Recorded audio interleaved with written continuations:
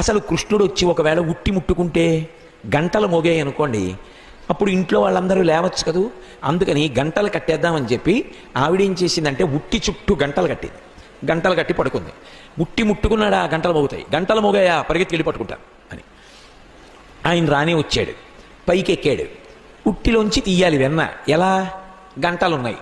ఆలోచించాడు, చెక్కిట చేయి పెట్టి ఆలోచించి, తాను సర్వజగన్నియామకుడు, ఆయన మాట ఎవరు కాదంటారు? గంటలతో అన్నాడు, ఓ గంటలలారా మీరు మ్రోగకుడు, స్వామి ఔదల దాలుస్తాం, అలాగే మీ ఆజ్ఞ. చక్కగా కుండలోంచి తీసేశాడు, పిల్లలందరికీ పెట్టేశాడు. ఆఖరణ కుండ ఇలా తిరగేసి అడుగున ఉన్న వెన్నంతా తీసుకున్నాడు, తన నాలుగు దగ్గర పెట్టుకుని ఇలా తినబోయాడు. గంటలన్నీ గణగణగణగణగణ మోగి పరిగెత్తుకొచ్చేసింది ఆవిడ. అడిగాడు, గంటల్ని మోగద్దన్నాను కదా, ఎందుకు మోగారు మీరు అని అడిగాడు.